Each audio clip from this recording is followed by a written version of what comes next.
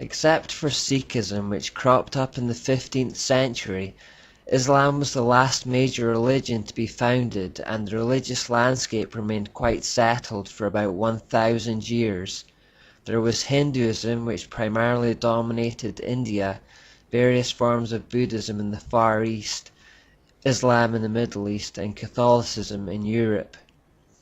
To keep us focused and on track, we're not going to examine the other world religions in any detail at the moment, but you will find if you explore them that the same themes keep coming up. For example, in Buddhism and Taoism, you'll find a concept called yin and yang, which represents the joining of the light male and dark female principles, and the concept of a life force that balances the two. You'll find that bulls are sacred in Hinduism, stemming from the ancient idea that Nimrod was represented by a bull. You'll find sex cults, fertility goddesses, sun worship, serpents of knowledge, and ideas that we can attain godhood through our own efforts. It's repackaged and expressed differently across the world and given different names, but the basic themes and symbols are all there in some form or another. It's all coming from ancient Babylon. It's probably worth noting that Eastern forms of the mysteries are actually becoming very popular in our culture right now and are ensnaring even Christians. Although the filtering of Eastern paganism into Britain could be traced at least as far back as the East Indian Trading Company in the 17th and 18th centuries, the real explosion came when the Beatles went to India in the 1960s, and suddenly Eastern mysticism became extremely fashionable. Over the past 50 plus years, its popularity has been steadily growing in the West. Today, for example, we have yoga, Reiki, Zen Buddhism, acupuncture, martial arts, meditation, and Feng Shui, to name just a few of the occult philosophies that grew out of Babylonian mysteries in the East, and which have now been transported to us in the West. Because our culture is now so saturated with it, many Christians don't recognize when they are involved with something that has a satanic origin. For that reason, I have provided an occult checklist in the notes section of the Fuel Project Facebook page. If you are involved in anything listed there, I would strongly suggest you repent and renounce your involvement. For now, however, we're going to stay in Europe and continue our journey through time there.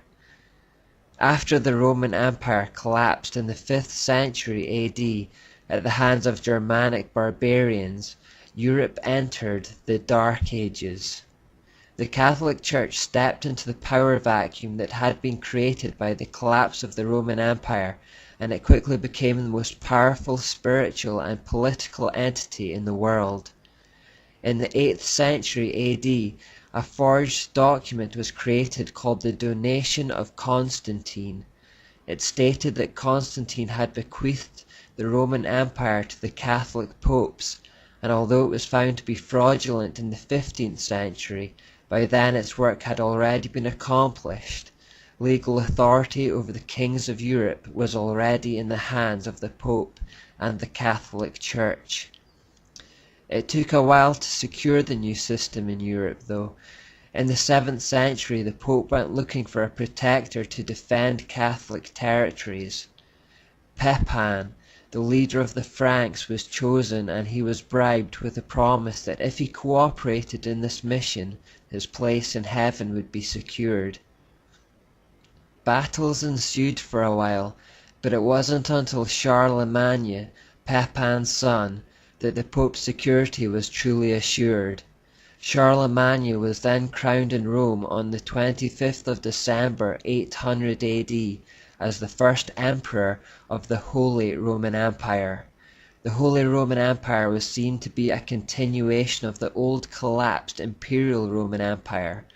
This move shrewdly promoted popes to kingmakers, who claimed their authority to do so because of the forged Donation of Constantine and because of their connection to God. Later, the Catholic historian Tertullian wrote of that transaction that our God no longer reigns, He has resigned all power over to the Pope. At the command of the Pope, Charlemagne went forth on many campaigns of conquest throughout Europe.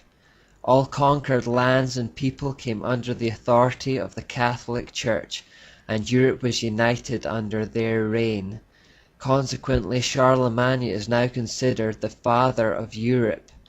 The Catholic rule, however, although unified, was a dark, dark period in history.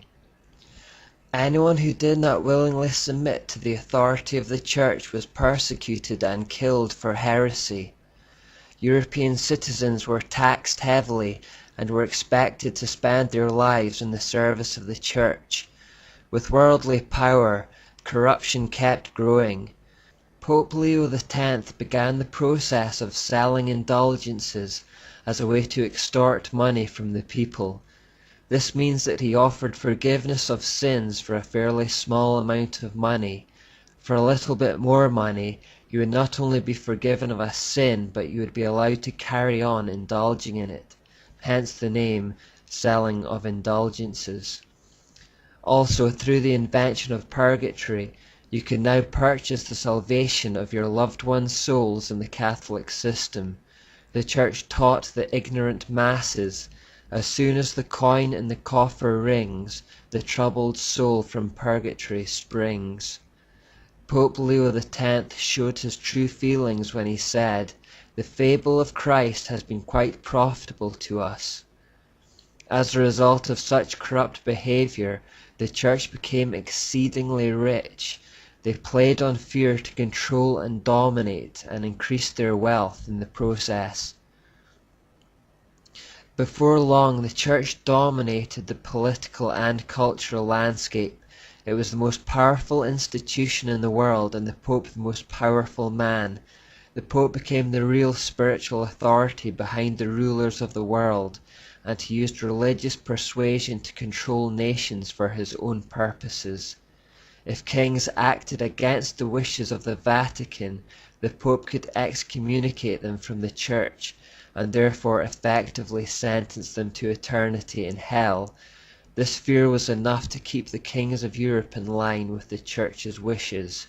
Once more we see that religious authority secures temporal authority. The Church also recognized a key principle to maintaining power: control knowledge.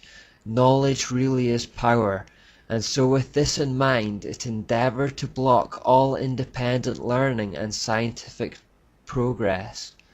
In this way, the people would be forced to depend on the Church's hierarchy for information, and the dependency would consolidate the Church's power.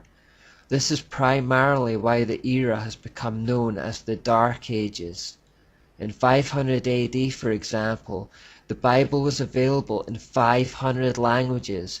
By 600 AD, the Catholic Church had restricted it to just one language, and that was Latin. Latin was already a dead language by this time, understood only by priests. In this respect, people became utterly reliant on the Catholic Church for information and knowledge about God. If the Catholic Church said something, people had no choice but to believe it and to act accordingly, because they had no direct access to the Bible themselves. By keeping the population in ignorance and dependent on their instructions, the Church hierarchy could play them like puppets. This deliberate construction of a knowledge-based hierarchy is an occult trait. As Martha Acklesberg said, "Hierarchies make some people dependent on others, blame the dependent for their dependency, and then use that dependency as a justification for further exercise of authority." Throughout the Dark Ages, the corruption kept growing. Mary became more and more prominent, as did praying to and devoting yourself to saints. The idea of sacraments, mandatory celibacy, monasticism, and the idea that the Pope was nothing less than infallible and God on earth. The Holy Roman Empire became a cesspool of depravity and corruption, like the Imperial Roman Empire had been.